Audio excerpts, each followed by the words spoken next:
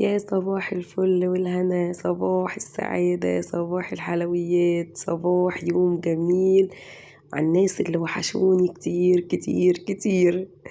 بس مش عارفة اقول لكم ايه، غايبين عن بعض بقالنا كتير جدا.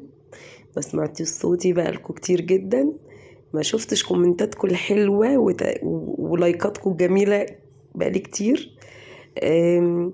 بص، مش عارفه اقول لكم ايه بجد، والله العظيم مش عارفه اقول ايه. حاسه كاني اول مره اعمل فيديو النهارده، كاني اول مره اسجل النهارده، نسيت كل حاجه. آم، عايزه اقول لكم ان انا كنت بمنتج الفيديو ده. آم، ومش عارفه انا هسجل اقول ايه بجد. بس يعني كل اللي اقدر اقوله دلوقتي، او هنبتدي بيه الفيديو. اول حاجه كده نصلي على الحبيب عشان قلبنا يطيب. اللهم صل وسلم وبارك على سيدنا محمد وعلى اله واصحابه اجمعين. آم، حابه كده اقول لكم بجد وحشتوني.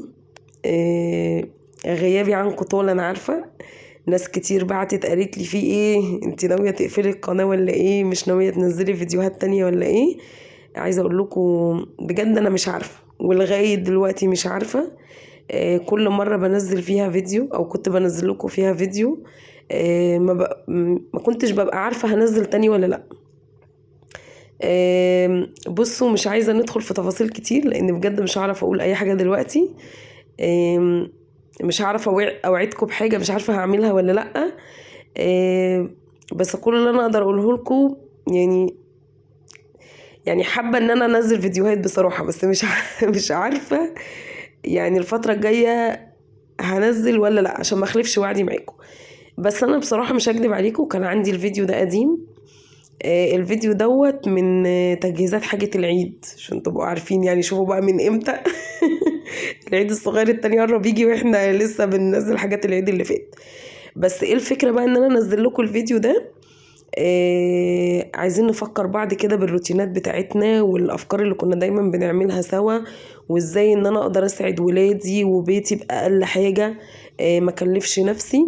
في الفيديو ده هقولك على حاجات كتير حلوة بجد هتستفيدي منها، وهتشكريني وترجعي تقولي لي يا انجي ايوه كده، وارجعي واعملي لنا افكارك بتعجبنا. بس طبعا قبل ما اقول كل حاجه، ما تنسوش بقى لايكات كتير كتير كتير كتير عشان تحفزوني.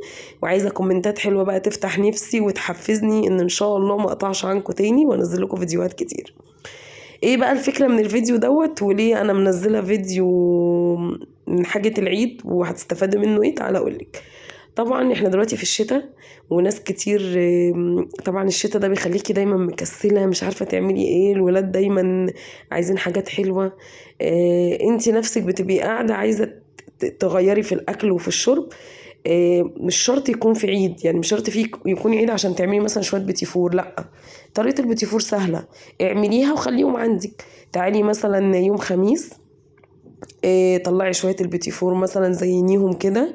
اعملي جنبهم شوية شاي بلبن في السهرة كده بالليل. اعملي جنبهم شوية نسكافيه مثلا انتي والعيال، اعملي لهم مثلا نسكويك باللبن. سحلب. الحاجات دي صدقيني بتدفي في الشتاء. هتقولي لي مصاريف وتكلفة وبرضو الحاجات دي بتكلف، لا والله. هقولك ازاي تجمعيها. يعني مثلا النهاردة وانتي بتشتري طلبات البيت بتاعتك، هاتي مثلا ب5 جنيه فورماسي من عند العطار، والله بيبيعوا ب5 جنيه، انا بجيب ب5 جنيه على فكرة والله. بكرة مثلا 5 جنيه مثلا شوكليت شيبس مثلا. كده. يوم اللي بعده مثلا بيبيع المربى اللي هي البوريدي، عادي اشتري برضو ب5 جنيه ب10 جنيه مربى، مش شرط يعني. يعني كل يوم وفري 5 جنيه، 5 جنيه من المصروف مش هتحسي بيهم. لو مثلا انت متعودة تطلعي لولادك مصروف يومي مثلا 5 10، بدل ما تديهم 10 لا اديهم 5. والخمسة التانية شيليها، هاتي بيها مثلا شوية شوكولاتات من بتاعة العيد مثلا. عارفة الحاجات اللي بنجيبها في العيد دي. شوية فول سوداني مثلا، يعني وفري مثلا 20 30 جنيه كده وهاتي بيهم، مش شرط تجيبي ربع ونص وكيلو عشان الناس بس ما تقوليش ده الحاجة بقت غالية، لا.